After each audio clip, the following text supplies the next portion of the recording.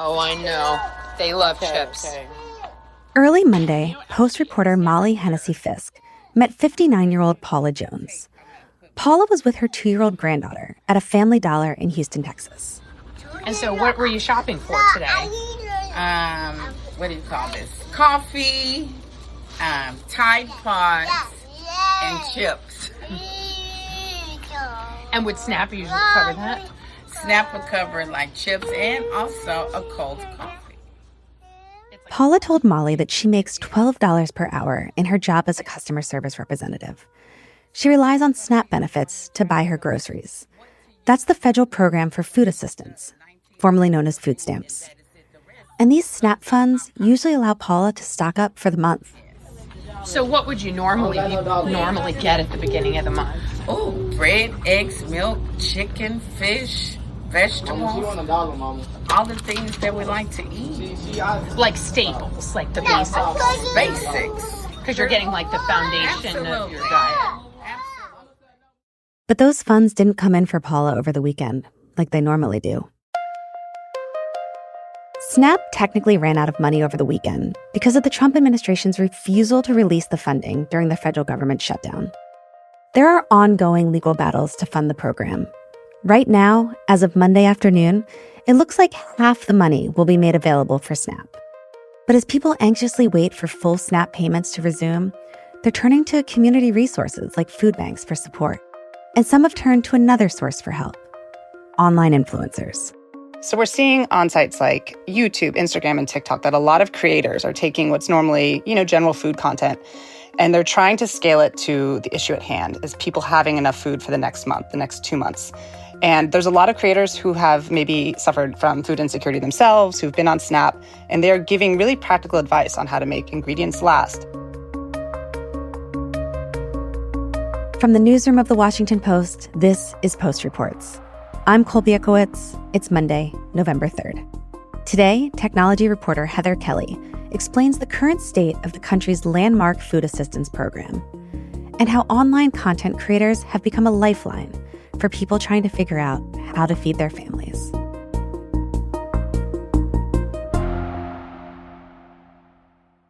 Heather, thanks so much for joining me. Thanks for having me. So for our listeners who haven't been following this, very basic, what is SNAP? So SNAP stands for the Supplemental Nutrition Assistance Program.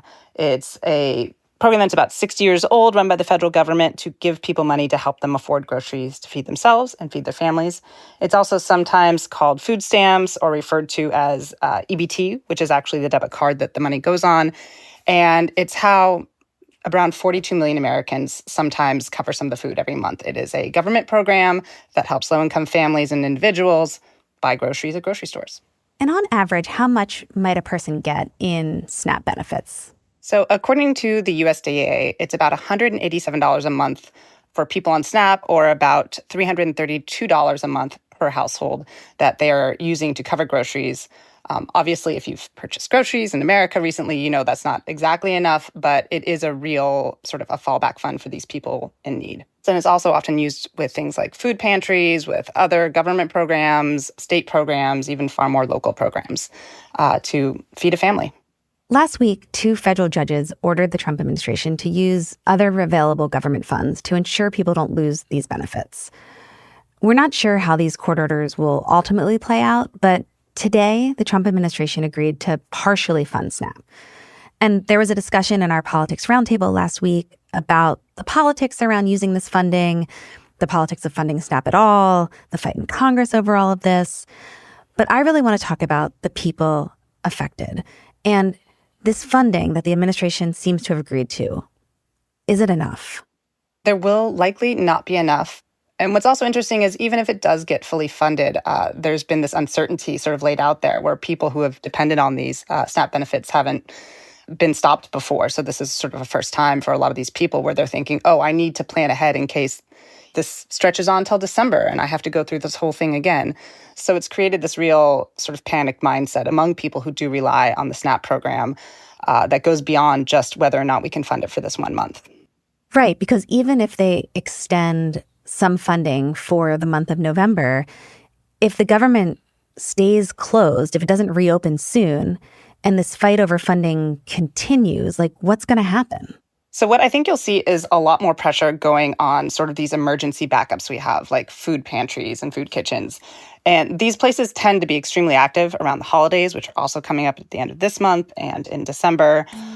So there's just going to be increased demand on these already sort of maxed out systems, people trying to get food. I've talked to some parents for my reporting that have said one of the first things you do is you make sure your kids get fed first, and that moms will skip a couple meals here or there. So you'll really see people stretching things as far as possible, trying to make sure their kids are fed, trying to make sure, their elders are fed and things like that. And a lot of strain on public resources that were not meant to be a first-line resource here.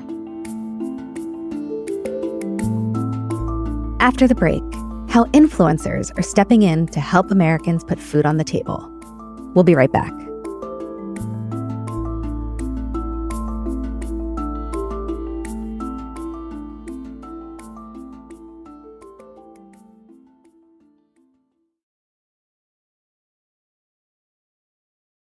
So, Heather, you've had some reporting on this rise of online influencers on places like TikTok and YouTube, trying to help those who are struggling, who are facing the loss of their SNAP benefits.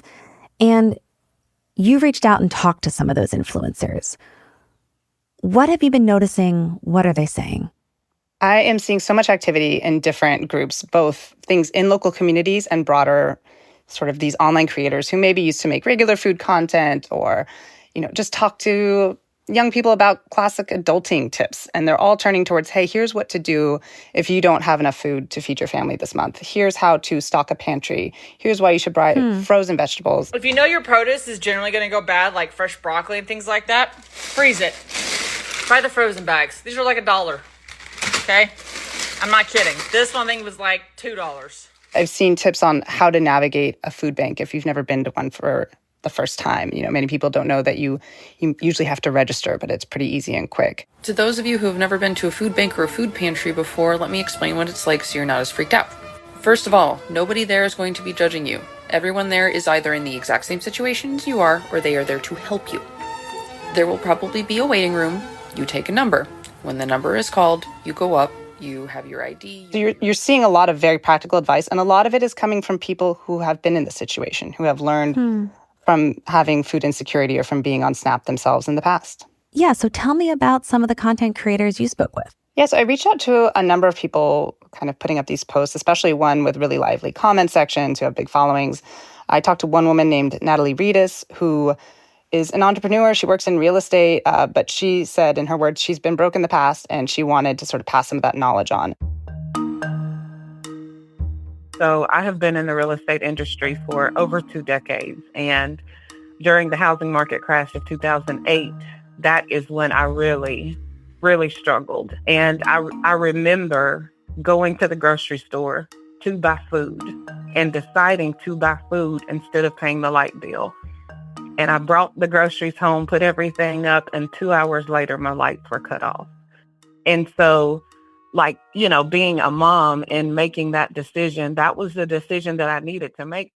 And she'll do a post where she says, you only have $10 this week. And she'll break down exactly what you need to buy at the grocery store to keep your family fed for that whole week. If I had $50 and I needed to feed my family, these are the things that I would be buying. First thing would be rice. Right now, this week at Kroger, there's a 5-pound bag of rice for $2.99. That's the first thing I'm going to buy. Next thing I'm going to buy some beans. I always buy my beans at Dollar Tree because you can get either a 12-ounce bag or a 16-ounce One post is, beans and rice is a really nutritionally complete meal that doesn't require paying for meat. Here's how to make it taste different with just some small changes for 3 nights in a row. And I also do the same thing with chicken. If I have a pack of chicken breasts, then I may go ahead and cook all of the chicken at one time. I may slice some to use for fajitas, and then I may cube some to use like in casseroles or any other type of dish. Like you can cook one thing, but cook it different ways or add the seasonings to it after you've got everything cooked. And then, flavor it for fajitas or for, a casserole or for chicken spaghetti or for whatever else you're going to do.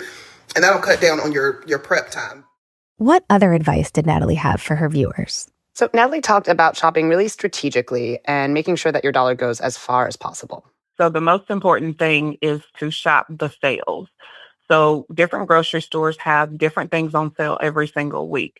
And so if they have a really good sale on chicken this week, it may be beef next week. Or if they have a really good sale on oatmeal this week, it may be rice next week. And so you've got to pay attention to the local circular papers for your sales. She also talked about being really practical and single-minded about your grocery list. And I map out what I'm going to purchase before I even go to the store, because that's what allows you to feed your family, provide enough, and then also stay within budget. Another person I spoke to was Kiki Ruff, and she's also been on food stamps in the past when she had to drop out of college for a brief period of time. When I had access to SNAP, they only gave me $40. And that's what, just a little bit over $1 a day. So stretching that $40 amount became like a necessary gain for me, a really unfortunate life Tetris where I had to figure out how I was going to make this work. And she was working full time then, but she was making, less than the limit, and she had to have help from food assistance.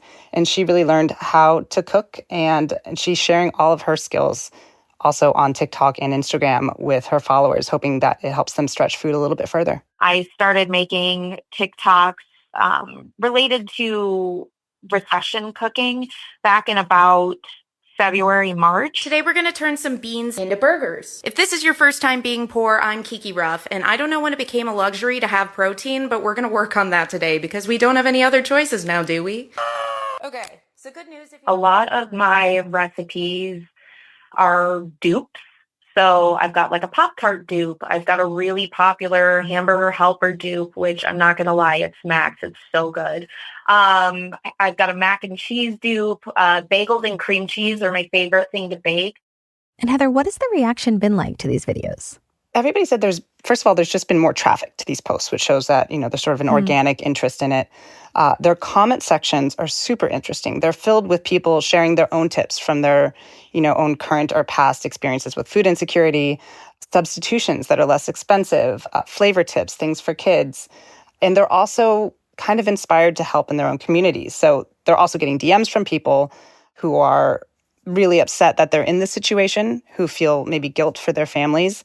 And they're reassuring them one-on-one. They're kind of turning into influencers and part-time therapists, which is an extremely interesting turn. I just want them to know wherever they are, whatever they're doing, they deserve to eat and they are loved. They may not know it. They may not feel it. They may feel discarded. They may feel discouraged. They may feel like they don't have choice, but they still deserve a meal and to know that they are loved. And you talked to some of the people, to some of their followers, right? Directly? I did, yes. Who are actually about to maybe experience this insecurity. What did they have to say? So I talked to one young mother named Chanston who is on SNAP. My name is Chanston. I'm 22 years old. I'm a mom of a 2-year-old little girl and a 6-month-old little boy. And I live in Iowa, a pretty low-income area in a food desert. She's also on WIC, which is the benefit for women with infants and children, because one of her children is under a year old. And she is planning ahead. She's following Kiki Ruff and some other creators. I found the recipe for taco soup on there, and that can feed us for a good 4 days. She last week went to the store and she got as much as she could. So I've been buying a lot of canned goods and a lot of canned meats, and I have a deep freezer I got on Facebook Marketplace that we have pretty full of chicken and pork and stuff. She got bread to put in the freezer because if it's sliced, you can take out one slice at a time, and then you don't run the risk of the bread going bad too soon. And she's really worried about what happens next, but she wants to make sure she's in as good of a position as possible to make sure her 2 young children are fed. For myself, I'm, as a mom, you're gonna do what you need to do for your kids, but I'm more scared about having formula for my son, who is 6 months old, and a $28 can of formula lasts a day and a half in our house because he eats quite a bit.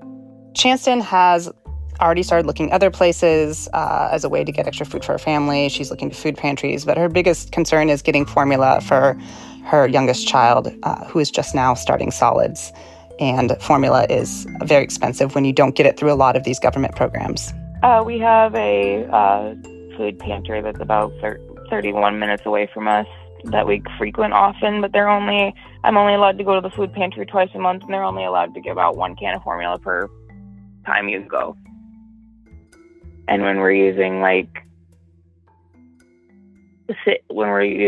15 cans of formula a month, it's kind of a lot.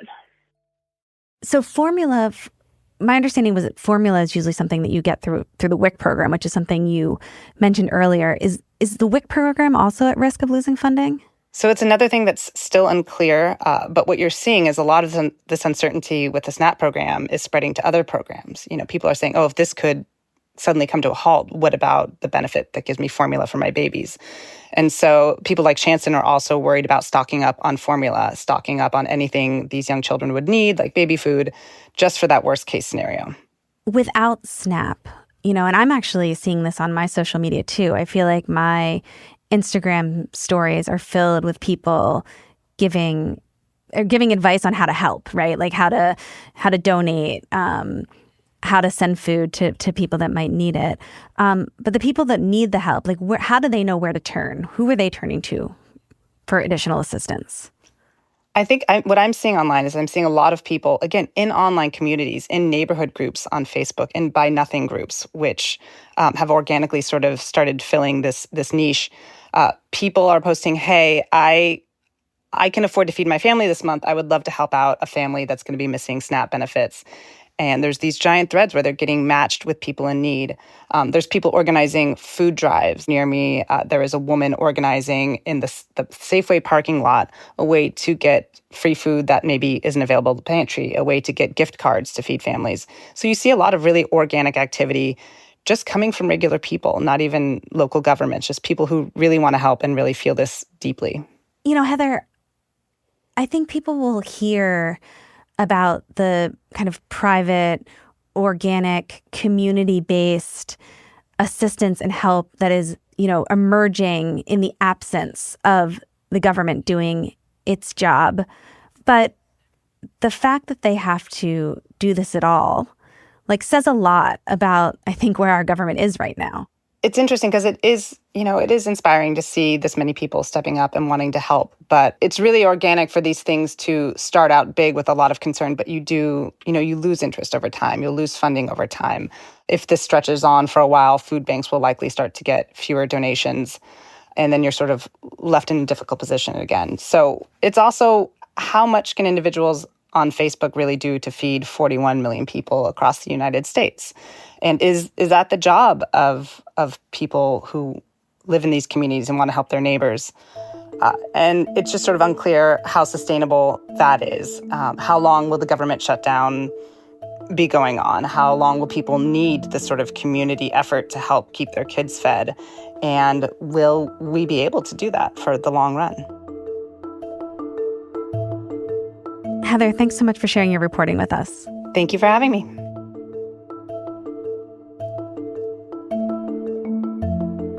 Heather Kelly writes about the ways technology affects everyday life, from family to finances.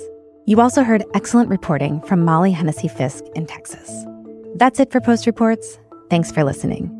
If you're looking for the latest updates on the big news of the day, check out our morning news briefing, The 7. We bring you the 7 stories you need to know about every weekday morning by 7 a.m. You can listen to it wherever you listen to podcasts. Today's show was produced by Rennie Svirnovsky. It was edited by Ariel Plotnick and mixed by Sean Carter. Thanks also to Mariana Alvaro, Jen Liberto, and Yunhee Kim. I'm Colby Ickowitz. We'll be back tomorrow with more stories from The Washington Post.